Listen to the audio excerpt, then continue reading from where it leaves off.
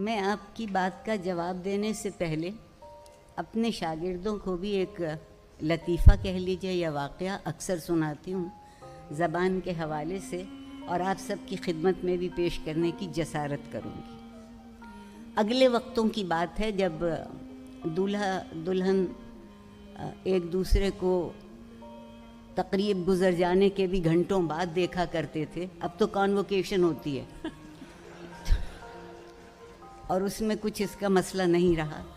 وہ جب ان کو تھوڑا سا سکون اور یکسوئی میسر ہوئی تو دولہا میاں نے بہت چاہا کہ وہ دلہن سے کچھ بات کریں، کچھ وہ منہ سے بولیں، سر سے کھیلیں۔ وہ شرمائی، گھونگھٹ میں منہ چھپائے بیٹھی رہیں۔ یہ غریب عاجز آ کے، سردیوں کے دن تھے، آ کے آتش دان کے سامنے بیٹھ گئے۔ تھوڑی دیر میں ایک چنگاری اڑی اور ان کے دشالے پر گر پڑی۔ دلہن نے بے قرار ہو کے کہا، ہے دوشالہ جلتا ہے۔ اس نے کہا، دوشالے کے قربان، تیری بولی کے قربان دوشالے بہتیرے ہیں۔ میں اردو کے لیے بھی یہی کہتی ہوں، کوئی لہجہ ہو، کوئی تلفظ ہو، اس میں زبان میں بات تو کرنا شروع کیجئے۔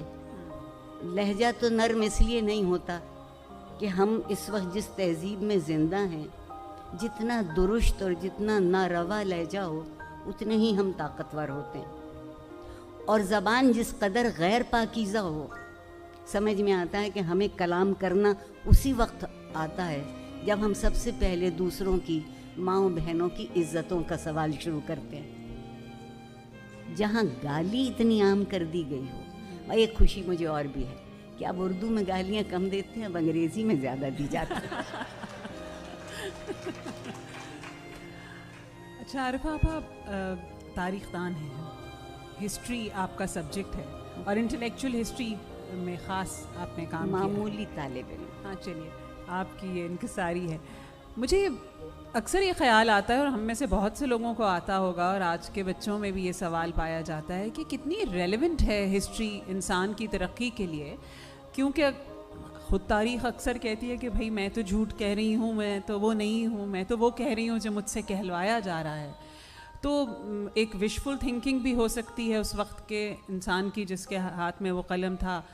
تو تاریخ کی ریلیونس، کیا واقعی ہم اپنی تاریخ سے کچھ سیکھ سکتے ہیں؟ ہمیں کیا تاریخ سے جڑے رہنا چاہیے؟ پلٹ کر دیکھنا ضروری ہے یا نہیں؟ اگر ایک جملے میں جواب دوں تو بہت اچھا ہے، 25 منٹ کا سیشن ہے۔ تو تاریخ کے سوا کسی دوسری چیز سے جڑا نہیں رہنا چاہیے۔ ہم نے کیا ہے کہ تاریخ سے جڑنے کی بجائے سیاست سے جڑ گئے، اور وہ ہر روز بدل جاتی، وہ ہر روز بدل جاتی۔ اور پھر سیاست میں ایک اور لطف ہے، تاریخ اپنی مرضی سے لکھوائی جاتی ہے۔ جی، میرے محبوب جنرل ضیاء الحق کے وقت میں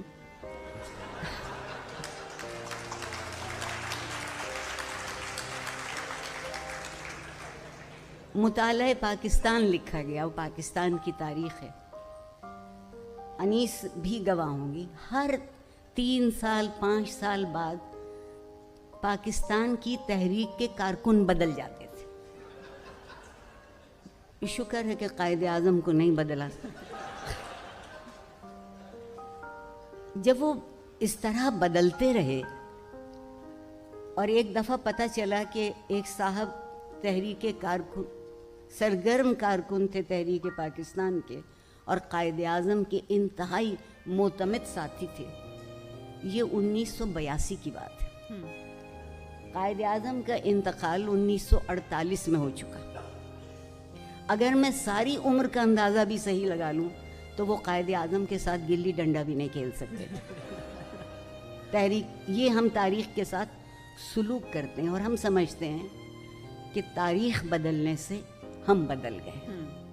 ہوتا یہ ہے کہ تاریخ بھی مسخ ہوتی ہے، اور ہم جھوٹے ہوتے ہیں اور مسخ ہوتے ہیں۔ تاریخ میں بڑی ہمت ہے کہ ہمیں آئینہ دکھا سکے، مگر کیا ہم میں ہمت ہے کہ ہم آئینہ دیکھ سکیں؟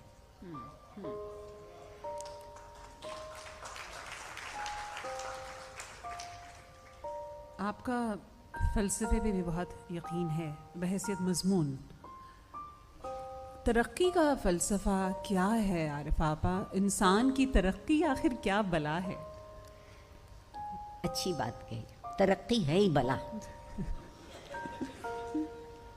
جب تک آپ اس بلا کو یہ آمادہ نہ کر لیں کہ وہ آپ کے پیچھے پڑ جائے تب تک ترقی نہیں ہوگی. ہم نے ترقی کس کو سمجھا ہے؟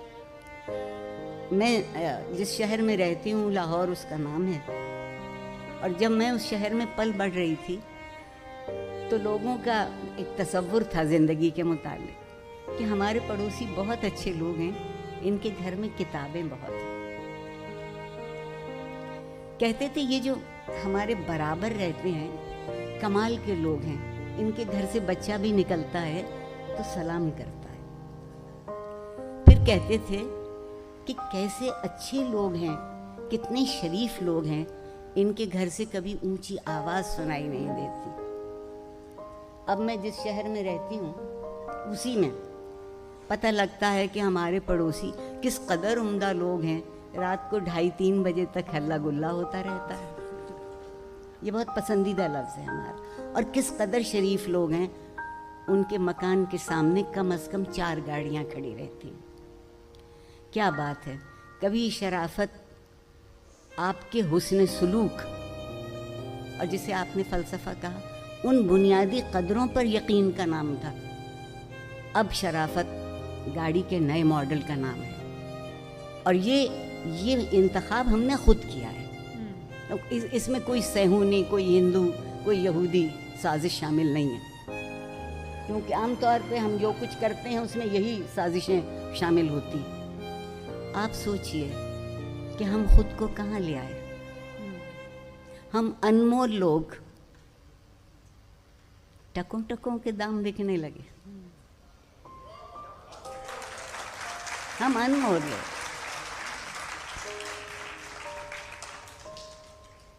آپ سے جب میں نے یہ پہلے پوچھا کہ آپ کوئی خاص بات کرنا چاہیں گی جب ہم یہ گپ لگائیں گے آج کے سیشن میں, تو عارفہ آپا نے کہا کہ ہاں میں تعلیم و تربیت کے بارے میں بات کرنا چاہتی ہوں کہ میرے دل کے بہت قریب ہے.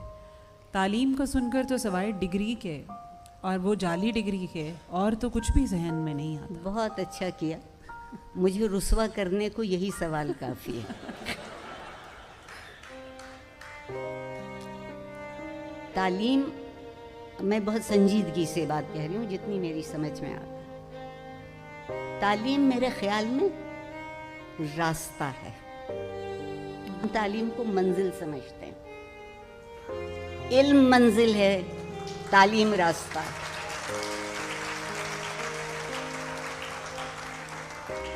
اور اس راستے کو جو چیز روشن کرتی ہے, آپ کو ٹھوکر لگنے سے بچا لیتی ہے, آپ کو بنے بنائے معیار سے ادھر ادھر ہونے سے محفوظ کر لیتی ہے, وہ چیز تربیت ہے.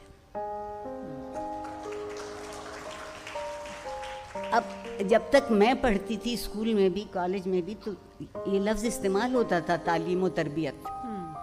الحمدللہ ہم چونکہ اب بہت سے معاملوں میں خود مختار ہوئے ہیں, جیسے آبادی کے معاملے میں خود مختار ہو گئے, پھر اب تازہ ترین ہم انصاف کے معاملے میں خود مختار ہوئے. اب ہمیں کوئی انصاف کی ضرورت نہیں رہی, مستند ہے میرا فرمایا ہوا. میر کے شعر کو ہم نے دل پہ لکھ لیا. اسی صورت سے تربیت. اور ایک بات اور, آج ایک اور بھی رویہ ہے. والدین کہتے ہیں کہ تربیت بھی ہم کریں اور 20,000 فیس وہ لیں مہینے بھر کی, تو وہ کیا کرتے ہیں؟ وہ کہتے ہیں کہ ہم نے تو ان کو پروجیکٹس دیے ہیں, یہ پروجیکٹس نہیں کر پائیں گے تو کچھ نہیں کر پائیں گے. اور اس پروجیکٹ میں تربیت شامل نہیں, کیونکہ تربیت کا پروجیکٹ نہیں ہوتا. تربیت کا پروجیکٹ نہیں ہوتا. تربیت ایک ایسا خاموش عمل ہوتی ہے جو آپ کی رگوں میں خون کی طرح دوڑتا ہے. ایک دفعہ آپ کا خون آپ کی رگوں میں دوڑنے لگے تو پھر آپ کو کوئی مردہ نہیں کر سکتا. ہم نے سوچا یہ تو تربیت تو کمزور لوگوں کا کام ہوتا ہے, لا حول ولا قوت. ہم کوئی کمزور ہیں جو ہماری تربیت ہوگی؟ ہم تو ازل دن سے پڑھ پختہ، جسے ہم پنجابی میں کہتے ہیں، ہمیں تو سب کچھ معلوم ہے، ہم کیا کریں گے جان کر. مگر تربیت یہ تھی جو یہ سکھاتی تھی کہ محبت کا بھی سلیقہ ہوتا ہے، مگر اس سے بہتر سلیقہ نفرت کرنے کا ہوتا ہے. ہم محبت اب اس لیے نہیں کر پاتے کہ ہمیں نفرت کرنا نہیں آتی. ہم محبت کرتے ہیں فائدہ حاصل کرنے کے لیے اور نفرت کرتے ہیں دشمنی پالنے کے لیے. ہم نے لفظوں کے معنی بالکل آسانی سے ختم کر دیے.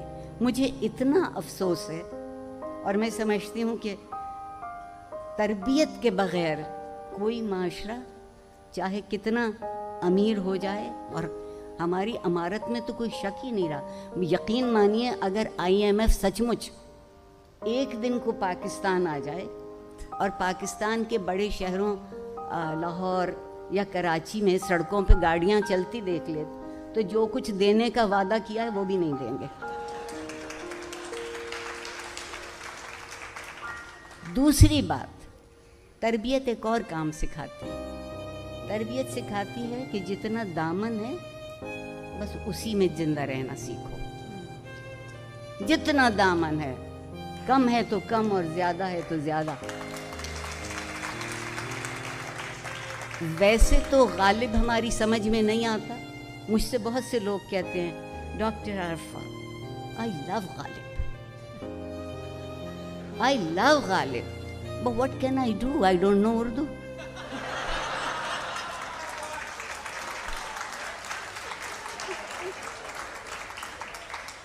تو اگر ان کے اس جملے کو میں انگریزی میں یوں کہوں کہ doctor Arifa I love life, but I don't know تربیت.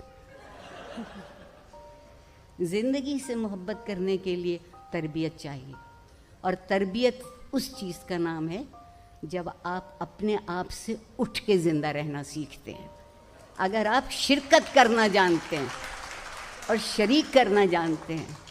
ہم نے کیا کیا کہ اب میں اور آپ بیٹھے ہیں نا یہاں، میں آپ سے بہت پہلے سے بیٹھی ہوں اور بڑے بڑے فلسفے ہم نے آج جھاڑ دیے ہیں، کوئی بچا نہیں ہے بات. مگر اب ہم آپس میں بات نہیں کرتے. مکالمہ ختم ہو گیا ہمارے درمیان سے. کتنی باتیں تو مکالمے ہی میں طے ہو جاتی تھیں. کوئی خفا ہوتا تھا تو اس سے جا کے پوچھتے تھے کہ کیوں خفا ہو. وہ تھوڑی دیر تو نہیں بتاتے تھے اور ناراض ہوتے تھے.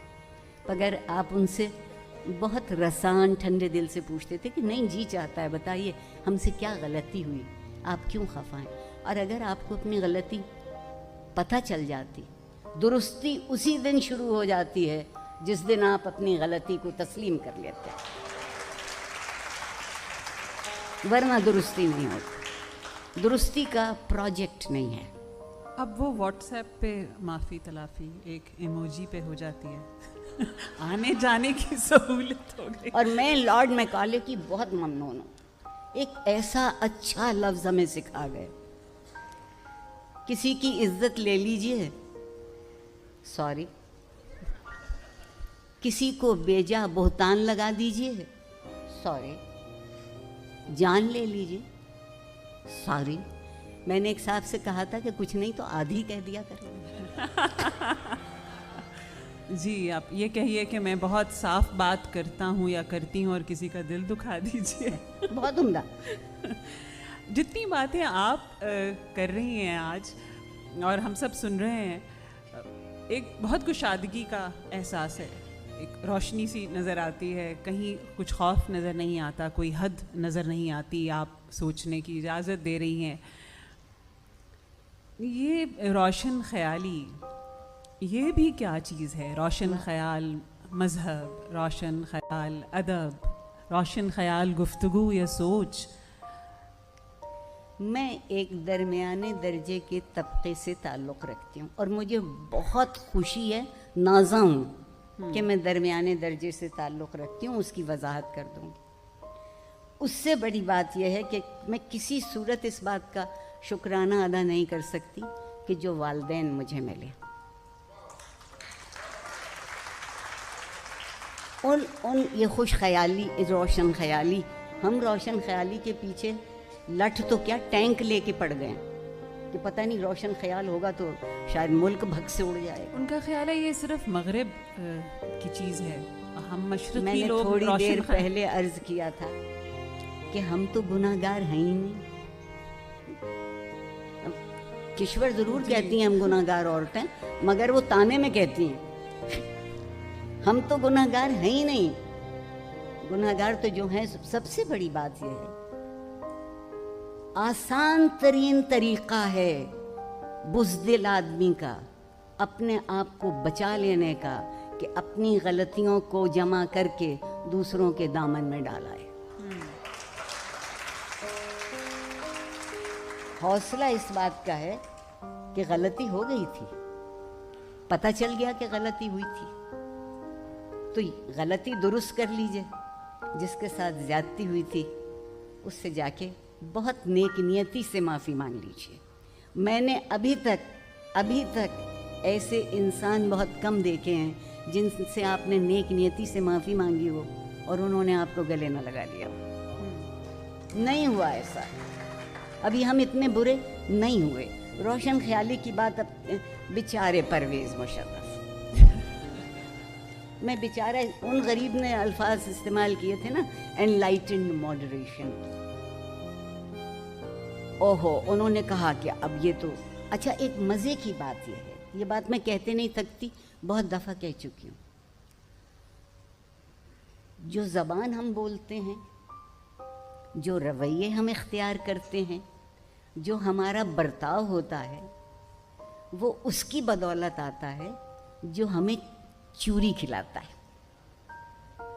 وہ صرف چوری نہیں کھلاتا, وہ اپنا ایک ایجنڈا بھی آپ کے لیے بھیجتا ہے کہ یہ سب کچھ کرو گے تو ساری چوری تمہاری, اصلی گھی میں گوندھی ہوئی اور تم کا. ایک دفعہ غیرت ہو اور کہیں کہ حضور نہیں چاہیے آپ کی, ایک نسل بھوکی مر جائے گی وہ ویسے بھی تو مری جاتی. دوسری تمام نسلیں سر اٹھا کے کھڑی ہو جائیں. اور ایک بات اور آپ سے کہہ دوں, روشن خیالی کی جو بات, جسے نقصان اٹھانا نہیں آتا اسے نہیں معلوم فائدہ کس کو کہتے ہیں, اسے نہیں معلوم. اور روشن خیالی میں کیا بری بات ہے اگر آپ اس کو تاریک خیالی کہنے لگے. اور وہ ہمیں رکھنا چاہتے ہیں تاریک, کیونکہ روشنی میں چیزیں سمجھنے لگتے ہیں, عقل سے سمجھ لیتے ہیں, احساس سے سمجھ لیتے ہیں, کسی دوسرے کی کہی ہوئی بات کو سمجھنے سے سمجھ لیتے ہیں اور اپنے آپ کو بہتر کرنے کی کوشش کی. اچھا, سارا جھگڑا اس ملک میں لباس کا ہے. ہمارے ہاں, مجھے معاف کر دیجیے گا اگر میں کراچی سے آج زندہ چلی گئی تو سب خیال لباس کے ہیں. ہاں, یہ میں اگر دین کی بھی یونیفارم ہو جائے گی, اگر دین کی بھی یونیفارم ہو جائے گی, ہری پگڑی والے, لال پگڑی والے, سفید ٹوپی والے, کالی ٹوپی والے, اونچی شلوار والے, نیچی شلوار والے, کیا مصیبت ہے. کوئی اللہ کا بندہ نہیں رہا, پہلے اللہ میاں کھڑے کر کے پوچھیں گے یونیفارم کون سی پہنتے ہو. اور اب یہ عالم ہے, آپ کے لیے میں کافر, میرے لیے آپ کافر. ہم روشن خیال ہو گئے الحمدللہ. اب اس ملک میں مسلمان کوئی رہا ہی نہیں. یہ کفر کی بات کہاں سے آئی ہے؟ ہر بات پہ کفر کا فتویٰ. اس کی بنیادی وجہ یہ ہے کہ ہم آپس میں ایک دوسرے سے وہ سوال پوچھتے ہیں جو خدا ہم سے پوچھے گا.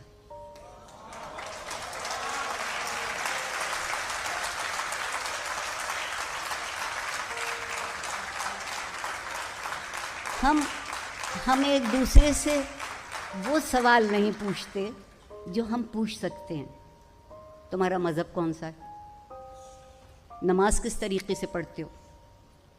قیام میں کھڑے ہو تو ٹانگوں کے درمیان سے دمبا گزر سکتا ہے یا نہیں گزر سکتا؟ کوئی مجھ سے یہ بھی پوچھے, عارفہ طبیعت ٹھیک ہے؟ گھر میں کوئی دوا لانے والا نہیں ہے, میں لا دوں؟